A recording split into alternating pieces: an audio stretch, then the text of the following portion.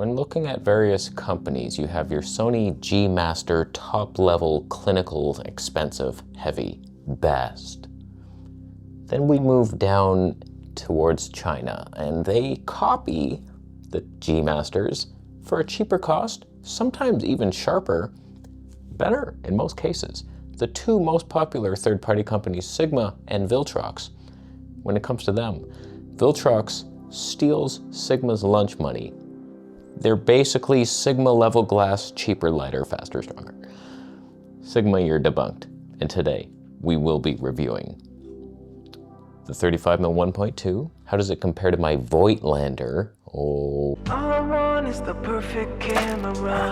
All I want is the perfect camera. So right now we're on the Nikon Z6 III with a 40mm Tony 2. Somewhat in the ballpark of these, way less tonne. This, I want to go get some slow motion street videography. We'll see. It snowed 100 pounds every second in Toronto for some reason. It's painful.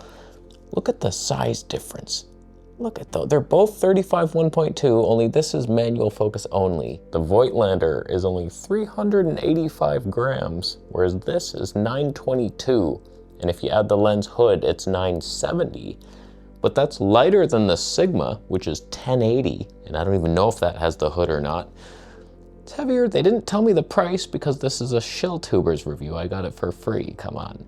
All right, first let's switch to the ZVE1 with the Voigtlander 35mm 1.2 so you can see what dreams are born of.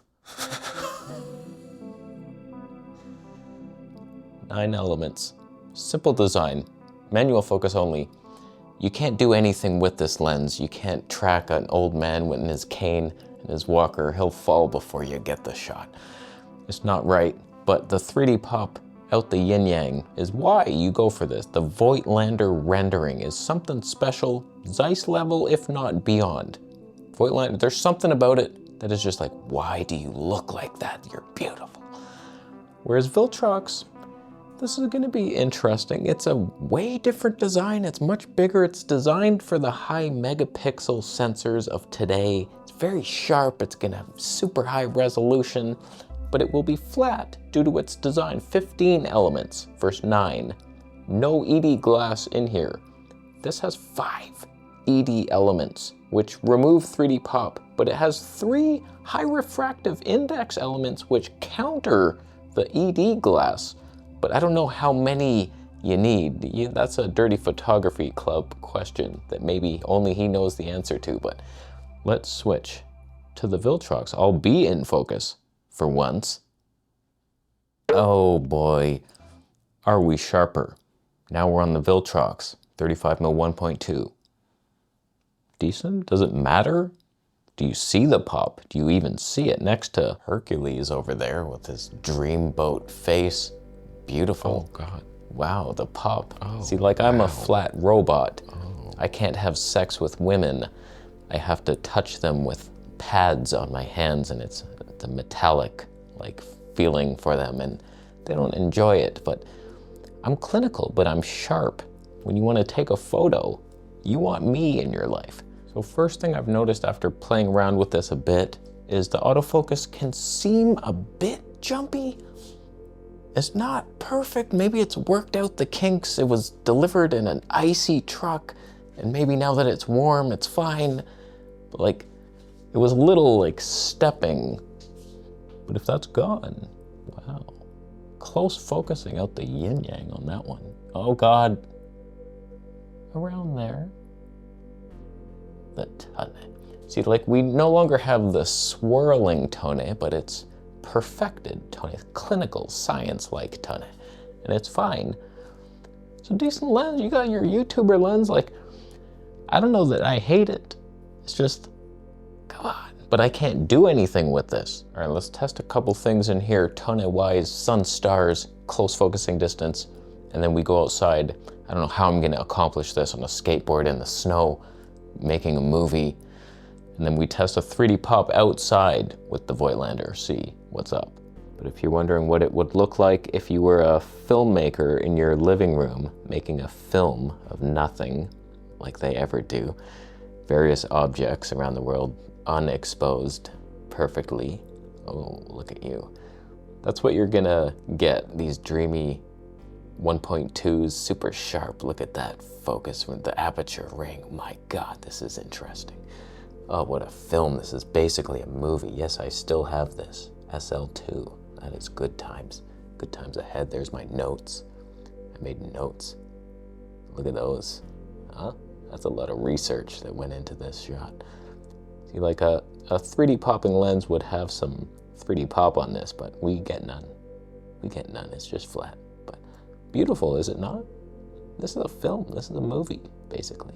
Now, one thing I've noticed, I want you to hear this. I'm gonna change the aperture now. Toniature.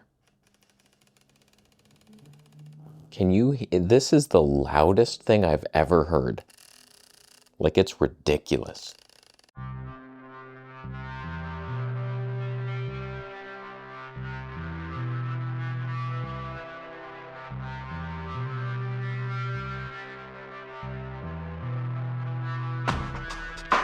They lie to us because it's subtle.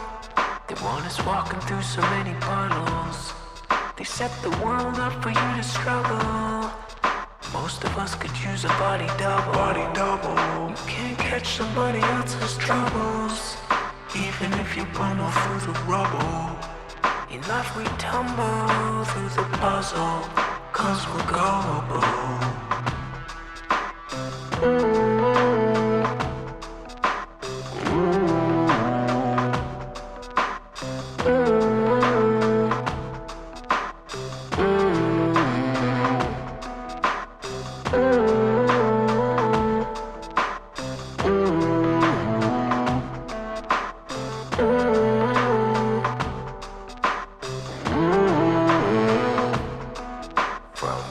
You've been shown deception, your mind blunted like medieval weapons. It's uncomfortable through the hustle, but acceptable.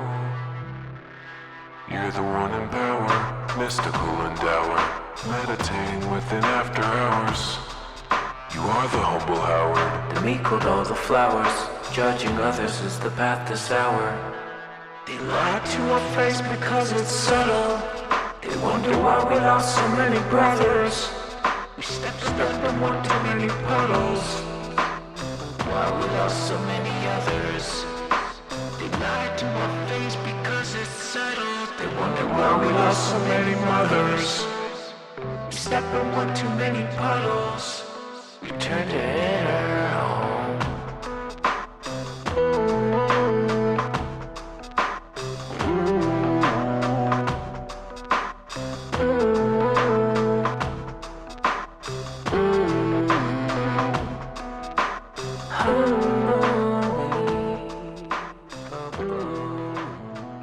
You'll never guess what I focused on.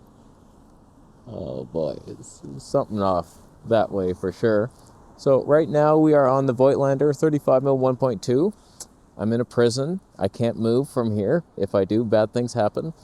I'm just gonna test the 3D pop factor using that Viltrox out here. It's a hefty beast. I find Sony's stabe, the bigger the lens, the worse the stabe. That's the problem. It's not even a focal length issue. It's just, if it's really heavy, it tilts, and Sony doesn't handle those movements very well. So, little 3D pop factor, perfectly exposed. Snow is my friend. Does the Viltrox have any pop? Boom. Are we popping now? Oh boy. You know, you don't have to pop with every lens. It's still a glorious lens. Like all the Nikon ZS lenses, like they're fantastic. They have no pop whatsoever, but that's okay. It's okay. We don't need the pop all the time. Side by side with Voigtlander Boy, who has the pop, but like, if I'm being honest with you, I'm often just stressing to look and see, is there pop, is there not? Sometimes I don't know if I see it or not, so like, it's a bullshit metric that only I measure, but only I need to. Oh, we are closer. I tried to do this with the Voigtlander as well. Huh? So we have that comparison. Whoa. This is the best test ever. But like, as long as you get some glory, it is a bit hefty. There's a screen on top. Don't know why companies do that. It doesn't offer me anything. It only annoys me. It could only cost me money and annoy my life somehow. But pretty good. Not bad. 35 1.2. It's a Sigma killer for sure. This is basically that Nikon Z 35 1.2 for like 1/8 of the cost. That is glorious. Wow. That's some tonne. Some tonne right there. Wow. I'm going to review all this footage at home, and then we film a little outro on this, and I will tell you whether or not it is worth buying through my Shilltuber links. It could still have me. So I have had a chance now to review the footage. We're back on it. Viltrox 35mm 1.2. It's a phenomenal lens. You can't complain about it. If you're debating between like G Master, 35 1.4, this is a 1.2 for cheaper. You're stupid. You're in that same ballpark. They're both flat and clinical. You might as well go this if you have higher ideals. If it was me, like, I'm not getting rid of my Voigtlander. Oh, little Voigtlander. There's nothing you could do wrong. Like, just the look of this lens, no, you're not getting the same thing. It's close. It's almost indetectable, but it is detectable by some. And so, like, if it was me and I needed autofocus, I would still be debating Zeiss 35 1.4 or the tiny 35mm 2.8. This is a bit ridiculous, but fantastic. There's nothing wrong with it. The footage was good. Autofocus, pretty good. Almost perfect. Could you do worse? Not bad, Viltrox. Totally not selling that immediately. But that's what I love about Viltrox. You sell it and then you buy yourself a Zeiss and you're good. So thank you, Viltrox, for sending. Fantastic piece of work. Make it lighter sometime. Take that screen off. Loud ass clicky aperture, that thing. I almost touched it. I wanted to. I'll leave though. May the tonne balls be with you. And Bitcoin donations can be seen on your exit. Subscribe for more.